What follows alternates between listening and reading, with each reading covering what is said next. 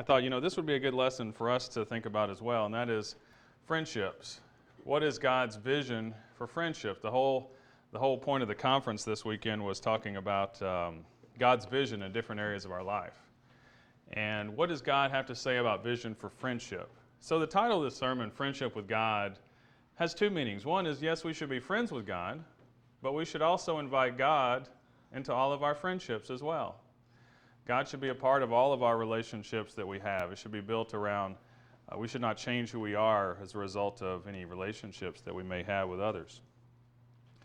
And I'd like for us to think about this proverb, Proverbs 29:18. This is taken from the New American Standard Version. It says, where there's no vision, the people are unrestrained.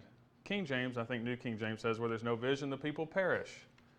But happy is he who keeps the law. There's another translation, which I don't really, this is not my favorite translation, it's New Living Translation, but it says, when people do not accept divine guidance, they run wild. But whoever obeys the law is joyful. And so what's God's divine guidance? What's God's vision for friendships? We all want to be happy, don't we? We all want to be joyful. And the idea is if we want to be joyful, if we want to be happy in life, and if we want to have eternal life, we're going to listen to what God has to say. So what's God's vision for friendship? What does God say about friendships and relationships? That's what we want to think about this morning. And so we're going to look at this in three parts. One might be a little surprising, and that is friendship with God first. A relationship with God should come first, and then how we pick our friends and the kind of friend that we are to others is going to be a result from our relationship with God. So what does our relationship with God have to do with friendship? I want you to think about this for a moment. Well, I think that it's very important to realize that our friendship with God is going to affect our relationships with other people in the world. Would you agree with that? Our relationship with God is going to determine who we pick as friends and how we deal with those friends and how we deal with those other people. And on the flip side of that, who we pick as friends in close relationships in the world, whether we believe it or not, that's going to affect our relationship with God. Now, I think this lesson is perhaps coming at a good time for those younger people here that may be going back to school or just started school. It's a time where you're going to meet new people. You're going to come in contact with people, and you're going to have choices to make who those friends are going to be. Some of you are starting new jobs. Some of you are looking for jobs. Different people are changing careers and stuff. And so who our friends are going to be, and our decision in that is going to affect our relationship with God, and we need to share God's vision for friendship. Well, can you think of in your mind somebody who was a friend of God? Probably. The scripture says that Abraham was a friend of God. Do you remember that? Abraham was a friend of God. And I always think, in James chapter 2 and verse 23, that's where it said that Abraham was a friend of God. Now, I've asked some of you in the audience to help me read some scriptures this morning. Who did I give James 2:23 to? Go ahead and read that. Who had that one? Okay. Nice and loud.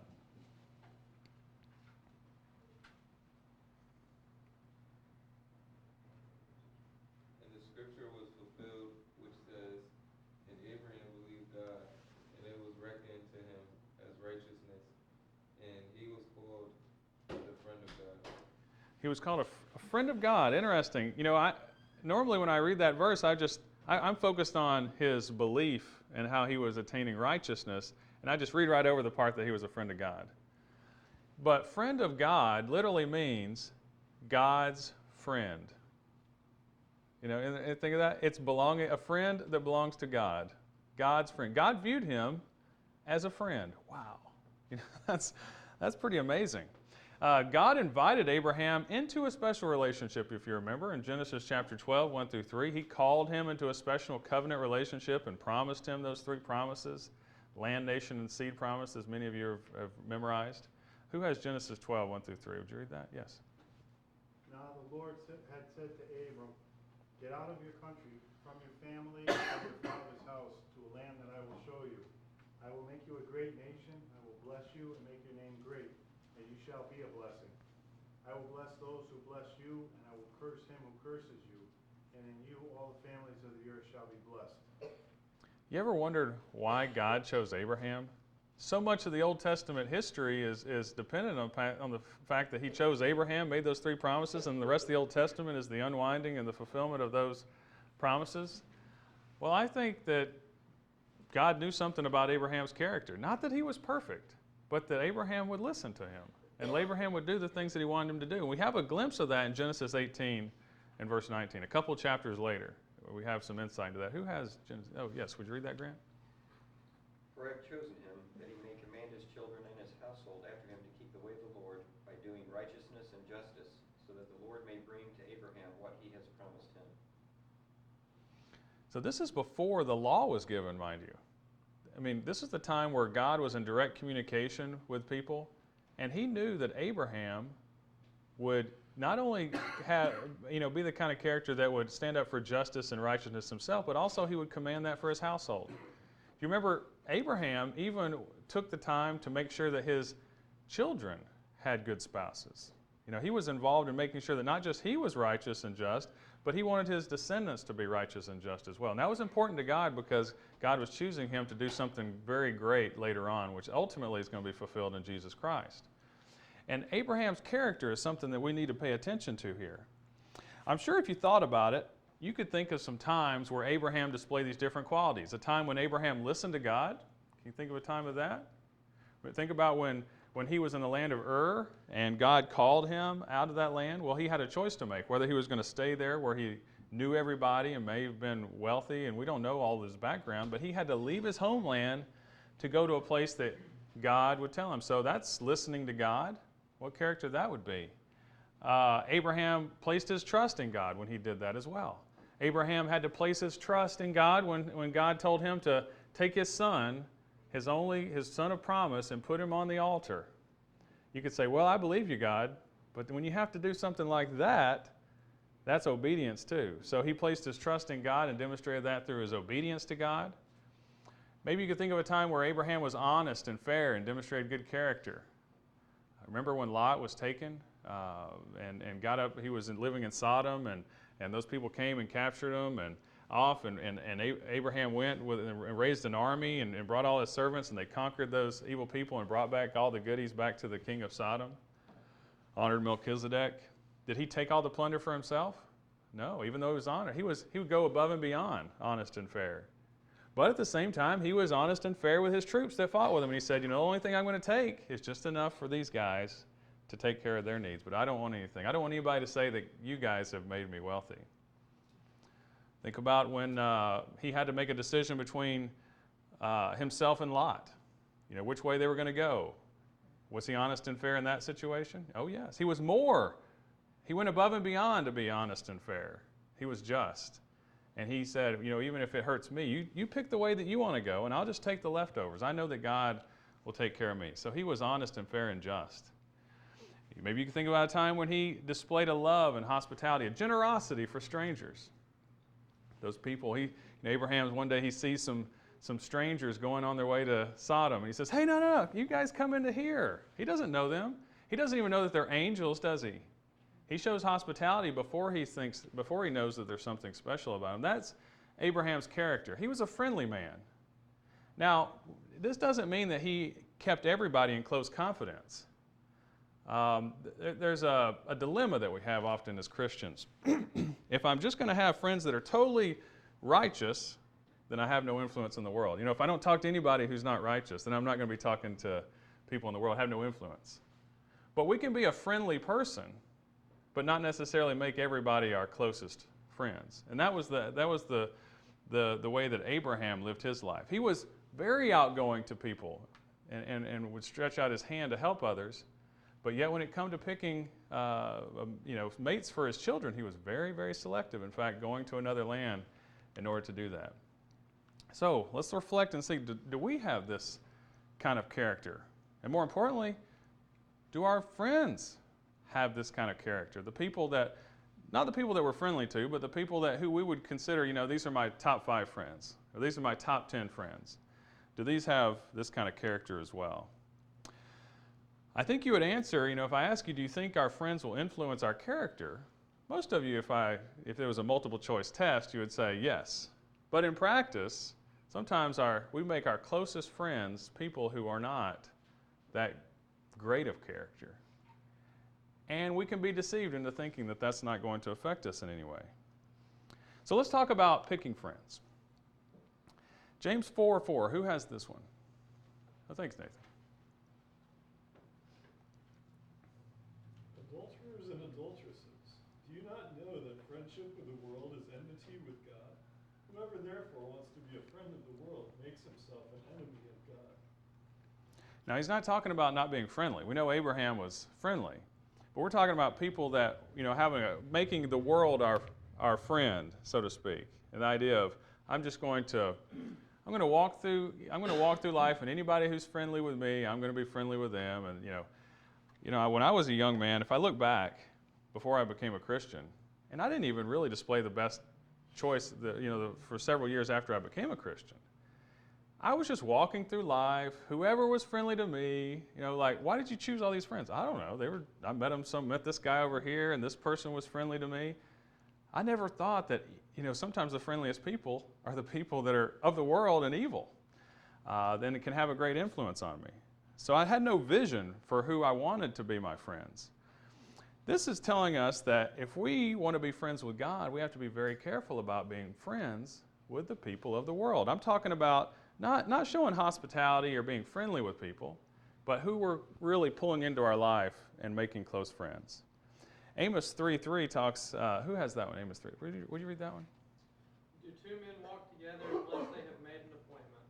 Yeah, another version of that says, can two people walk together unless they agree? Friendship is about an agreement. It's a sharing something in common. That's why you're friends with people. When you go to the movies with your friends, you have to agree on a movie to go to, right? When you do anything with a friend, you have to agree on something. And the people of God and the people of the world, the idea is, if you have friends with people of the world, you've agreed on something. And we need to be careful about what we're agreeing to do, because I can be influencing them or they can be influencing me. And 2 Corinthians 6:14-18 is kind of a shock to us when we read that. Who has that one? Be ye not unequally yoked together with unbelievers. For what fellowship hath righteousness with unrighteousness? And what communion hath light with darkness? And what concord hath Christ with Belial? Or what part hath he that believeth with an infidel? And what agreement hath the temple of God with idols? For ye are the temple of the living God, and God hath said, I will dwell in them and walk in them, and I will be their God, and they shall be my people. Wherefore come out from among them, and be ye separate, saith the Lord, and touch not the unclean thing, and I will receive you. And you will be a father unto you, and you shall be my sons and daughters, saith the Lord Almighty. You remember, the problem that Israel had. They thought that they could be friends with the world, be friends with the nation, the people of nationalities around them. It wasn't that God was racist in any way with those nations around them. He was concerned about their idolatrous practices, and that partnerships that would occur and friendships that would develop, giving and receiving in marriage with these people, the mixing would be the mixing of ideas and the mixing of religious convictions. And over time, these people started becoming idolatrous. And so here in the New Testament, Paul's reminding the church here in Corinth that, back to that example, that they need to be careful about who they choose as friends. And he reminds them, he says, after all, he uses the word partnership and fellowship. What partnership should a believer have with an unbeliever? Now, we're not talking about being friendly.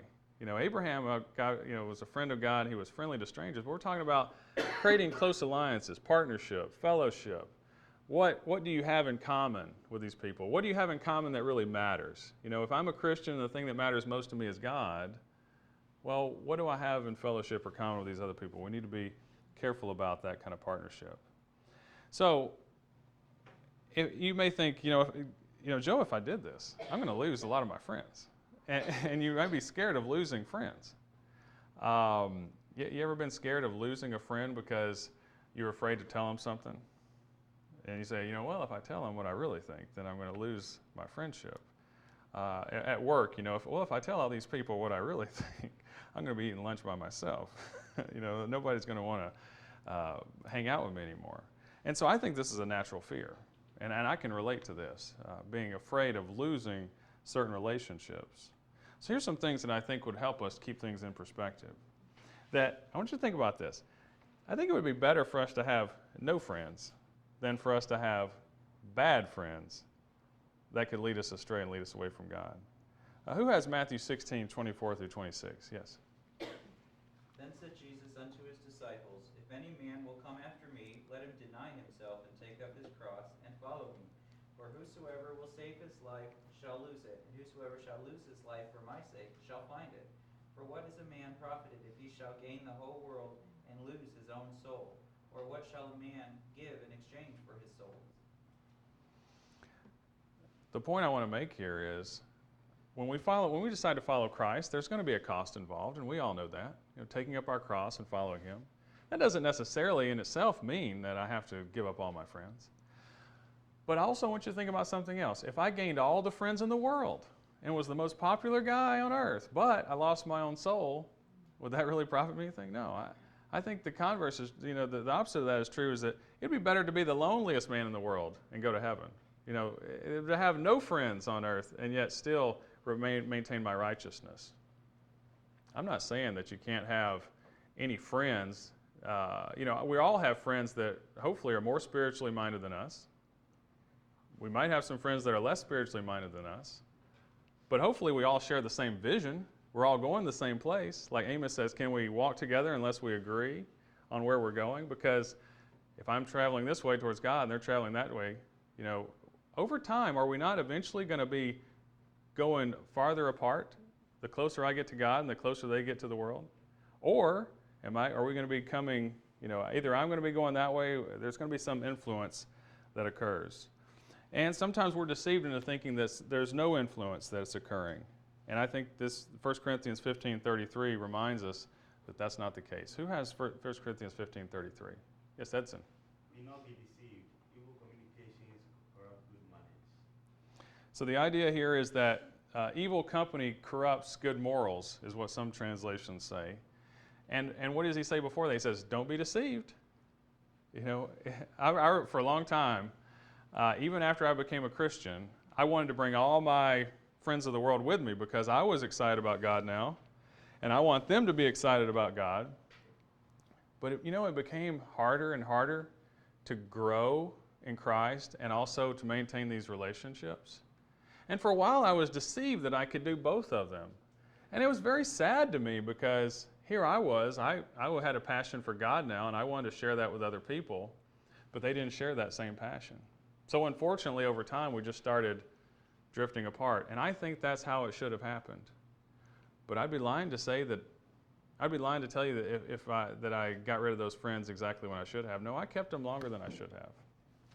Because I was deceived for a while. And I had to learn the hard way that these people were having bad influence on me. And they made me do some things and I made some mistakes. Here I was a Christian. I was doing things that I shouldn't have been doing, or participating in jokes I shouldn't have been participating in, or doing things, gossip, or here somebody was getting me to be angry with somebody else, and I really didn't even want to be angry at them to begin with. And I think that's a good example here in Proverbs 22:24 through 25. Who has that one? Make no friendship with a man given to anger, nor go with a wrathful man, lest you learn his ways and entangle yourself in a snare. Now, I believe that when the proverb writer says something, it's true. Can you be angry can you be friends with somebody who's angry all the time and not over time just start being more angry myself? If nothing else, when they're angry with somebody, they're going to want you to be angry with them too. You ever notice that? Because when I'm angry with them, then you should be angry with them, And if you're my friend, then you're going to be on my side, take my side, and we're both going to be mad at them now. And how dare they do that? So you see that we need to be careful with the influence our friends have. Proverbs 13:20 is a very grim future for people who keep companions with people of the world, people who are foolish people. Read Proverbs 13:20, whoever has that one. He who walks with wise men will be wise, but the companion of fools will suffer harm. Now, that is pretty grim, isn't it?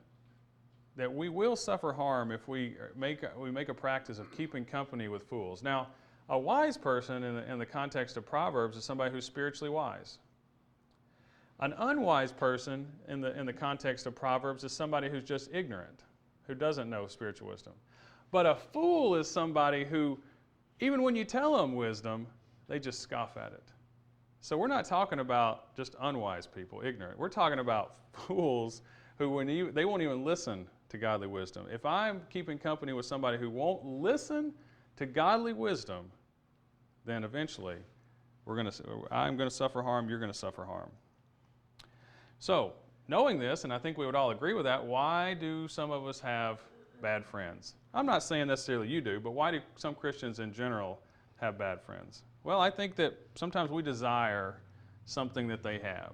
I remember when I was a young person, I was very insecure of myself. I didn't have a lot of friends. I always associated with the people who, I was the last pick because I was not coordinated in sports. I was not the cool kid. And so I often would become friends with anybody who would be friendly with me. And as a result, I ended up with a lot of people who weren't really that great friends. I was trying to be a good friend to them. They weren't necessarily a good friend back. But it stemmed from this desire. There was some desire in me that I wanted to be with. I was envious of the things that they had. Proverbs 24, 1 and 2 warns us of this. Yes? Be not envious of evil men, nor desire to be with them, for their hearts devise violence, and their lips talk of trouble. Yeah, so what I've learned over time is that it's better to be alone than to choose the wrong friends. And if you thought back to some friend that you had that you really shouldn't have had, it was fulfilling some longing that you had. Maybe I was in this job, or maybe I was in this classroom, and they were the only person who was friendly with me, and so we become friends. But over time, it was because I envied that friendship. Or maybe there was a cool group of kids on the playground, and I wanted to be like them. And so I ended up becoming into this group. Or maybe there was this group of people who they played this certain sport and they accepted me. Maybe I like this person because they have a job that I wanted to have. And so I wanted to become more like them so I could learn more about this particular career, whatever it was. This guy, he was wealthy, even though he wasn't the best guy. And so I compromised in sort of that I could be more like them. And the proverb writer says, don't desire these things. It's not good to desire these things. A spiritually wise person will realize the danger in this. And so much so that when we get to Proverbs 29:24, it shocks us into reality. And it says basically that if you value your own life, you won't do this. It shows little regard for your life by partnering with wicked people. Proverbs 29:24, who has that one? Whoever is a partner with a thief hates his own life. He swears to tell the truth, but reveals nothing. And you think, wow, no, I don't hate my own life. But I think the idea here is that you're holding your life in little regard in order to partner with wickedness. You need to realize the danger that's involved in that. And so the point of all this is that the righteous needs to choose their close friends carefully. Again, I'm not saying live in a bubble. I'm not saying, that we just don't talk to anybody. We show the hospitality of Abraham to be friendly with everybody. We're friendly, but we're not actually making everybody our close friend. Proverbs 12:26. The righteous is a guide to his neighbor, but the way of the wicked leads them astray. Yes, and I think another translation of that says something to the effect that the righteous may choose their friends carefully, or they're considerate of who their neighbors might be. But in the wicked, they're going to lead us astray. So we need to be careful about that. There's two examples really quick that I want to share with you, and some of you may know this if you've been studying your Bible for a while, and that is David and Jonathan. We're not going to read these examples, but David and Jonathan is an example of a great friendship. Real quickly, the story was that the first king of Israel was Saul, and Saul wanted to preserve his lineage. He wanted his son to be king as well, Jonathan.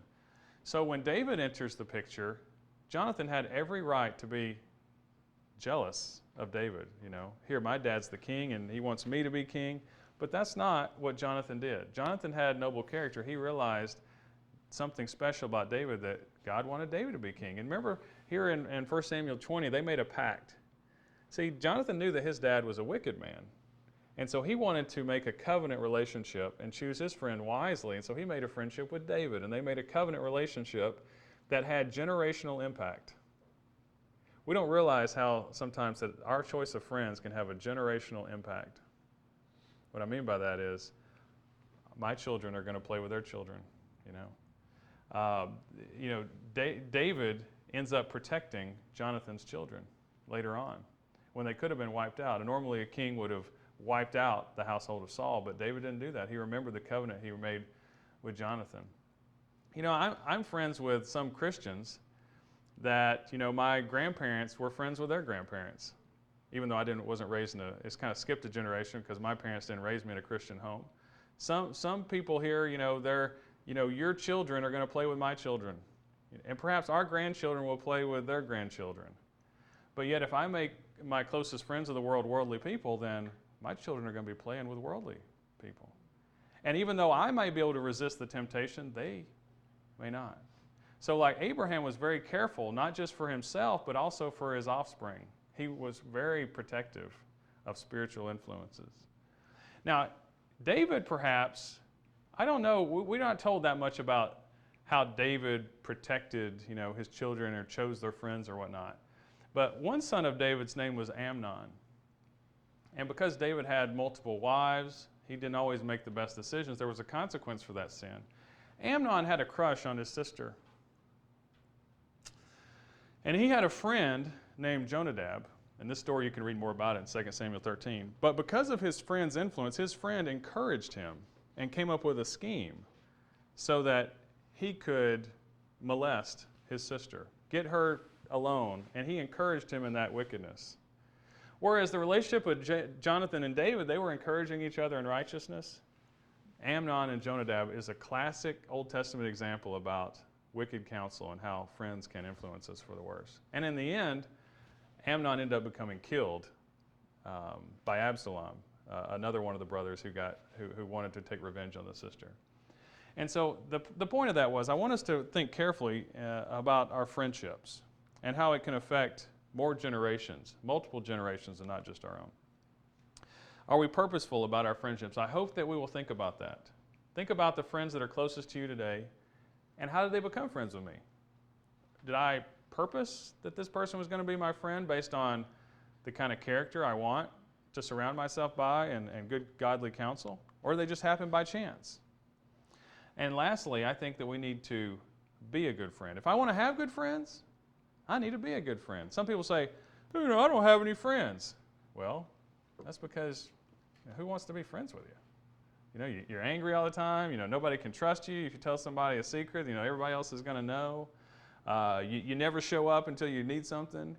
So sometimes, we're not good friends, and we're surprised that we don't have any friends. So here's some things. And you see that I'm taking a lot of these scriptures from Proverbs. As a good follow-up, we could just read Proverbs, and we'd learn a lot about how to have godly relationships. Who has Proverbs 11:13? Yes, David? Talebearer reveals secrets, but he who is of a faithful spirit conceals the matter. A talebearer is somebody who, if you tell something, they're going to tell everybody else. If you were to tell somebody, if I was to have a problem and I go to Grant, and then the next time we come to worship, everybody else is coming up and asking me about this thing I confided in Grant, then that would be a talebearer. See, a faithful friend, I know Grant wouldn't do this. A faithful friend would cover the matter. He would be discreet about it. Now, there's something we need to point out, that it's not necessarily that he's covering up sin for me, but he's a close confidant. He's giving me godly counsel. See the difference? If your neighbor comes over and says, hey, I just murdered my wife and my family, that's different. You're covering up unrighteousness and you're an accomplice. But if your neighbor comes over and says, hey, I'm having trouble controlling, my desire for alcohol, and you counsel him in that and you keep that discreet, that's something different. So a true friend is going to be trustworthy. Also, a true friend is going to be loving. Proverbs 17:17. A friend loveth at all times, and a brother is born for adversity. So, not just when things are good, But during adversity, who is your friends when nothing else is going right? These are the people who are a brother or a sister, a close sister to you. A true friend is going to love at all times. And the other side of that is for us, we have to be loving at all times and stick by our friends. Another thing that's very difficult for us is this one, that a true friend admonishes. That means telling somebody something when they don't want to hear it. Proverbs 27:6. Faithful are the wounds of a friend, but the kisses of an enemy are deceitful. That's right. Kisses of an enemy, that's somebody who will tell you anything they want, anything you want to hear, but they're your enemy and they're trying to take advantage of you. On the other hand, have you ever had a friend that they just tell you something that's like, oh, but you needed to hear it? That's a wound, but it's a faithful wound. Faithful or trustworthy are the wounds of a friend. Now, we have to be, if we want to have good friends, we have to be a good friend and be willing to do this for others. If I have the kind of friends that can't accept truth, if I can't be this kind of person, then, that's not good. I need to be able to tell somebody the truth, and I need to be willing to tell the truth. I bet there may be somebody in here, maybe multiple, that you got a friend right now that needs to hear something, and you haven't told them. And why? It's because you're scared of losing that relationship. Maybe you're trying to avoid a difficult situation. Maybe you just don't want to deal with it. But a true friend admonishes. Faithful are the wounds of a friend.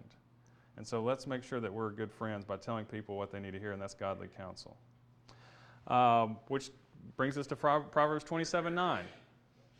Ointment and perfume rejoice the heart, so doth the sweetness of a man's friend that cometh of hearty counsel. That's right. So somebody who brings you hearty counsel, that's good counsel, that's like perfume, that's like sweetness. That's what a real friend would want you to do. If you can't be honest with your friends, they're really not, you need to work on that friendship, or if they're not going to accept wise counsel, the proverb writer calls that a fool. And the company of fools is going to suffer loss. And so we need to make sure that we are willing to give good advice. Ever had a friend that gave you some advice and you got the sinking suspicion that they were giving you that advice so that they could get something out of it? It's kind of like, I don't know. It's like if I said, Steve, you're moving and you probably shouldn't take your gas grill that far. You probably don't have enough room in the truck for that thing, moving truck, and I probably find somebody who would take that gas grill off of your hands. I just don't think you should. You see, he might get the sinking suspicion that Joe might want my gas grill or something like that. Have you ever had friends that give you advice and you get some sinking suspicion that, well, what are you getting out of this? Well, that's not godly counsel. So we need to be careful when we give other people advice that our motives are pure, that there's not, and we need to check our motives always when we're giving other people advice. Proverbs 27:10. Do not forsake your friend and your father's friend, and do not go to your brother's house in the day of your calamity. Better is a neighbor who is near than a brother who is far away. For a long time, I had trouble understanding what this proverb means, but I think it's this, that it's the idea that we need to stick close to our friends. Don't be the kind of person who just shows up when things are bad. Just shows up when I have a problem. It's like, I haven't heard from this guy in 10 years. And now he's calling me on the phone, and then like 5 minutes later, he's asking you for money. That kind of idea. It would be better to be like the kind of person who's a neighbor, be like a neighbor that's, always there in good times and bad. I was talking to my father-in-law yesterday. He said that when he was living in Ireland, there was this guy in the church that if he pulled into his driveway, he knew something was wrong. Because the only time the guy came to visit him was when there was something wrong. So I want you to think, when I go to, am I nurturing my relationships with my friends, or do I only just show up when I need something, or when I'm mad at them and I'm going to be, telling them off about something? We need to not be like that with our good friends. So Proverbs 27:17. Iron sharpens iron. So a man sharpens the countenance of his friends. Yes, and so we need to be thinking about, how can I lift up my friends? How can I strengthen my friends and make them better people? And also I need to be thinking, are my friends doing that for me? But before, we're talking about being a friend here. We need to make sure we're doing that for others. Am I the kind of person that I have my friends as long as I can get something out of them? As long as it's a good deal for me, these are my friends because, this guy does this for me and that person does this for me. And as soon as they stop that, I don't have any need for them. I'm sure we've known people like that. That's not a real good friend. If I want to have good friends, I got to be a good friend, always thinking, how can I strengthen others? How can I be there for others? Because that's the kind of friends that we want as well. And so, in closing here, we need to ask ourselves, do our friends bring us closer to God? And on the flip side of that, are we bringing our friends closer to God? We need to make our friendship with God a first and foremost priority. But then we need to make God part of all of our relationships here on earth. Godly, I'm being godly and helping them get closer to God. They're helping me get closer to God. Now I'm talking about, again, don't misunderstand me, I'm talking about our close friendships.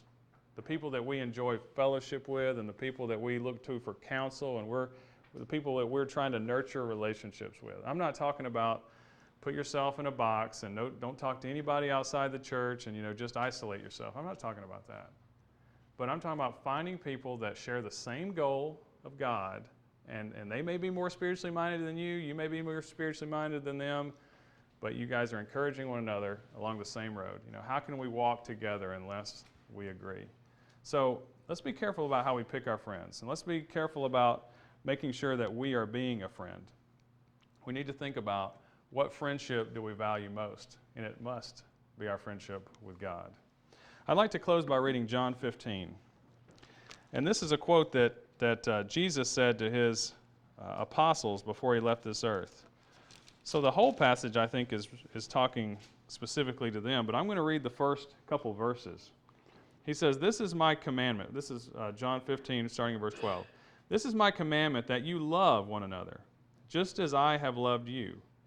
Greater love has no one than this, that one lay down his life for his friends. You are my friends, if you do what I command you.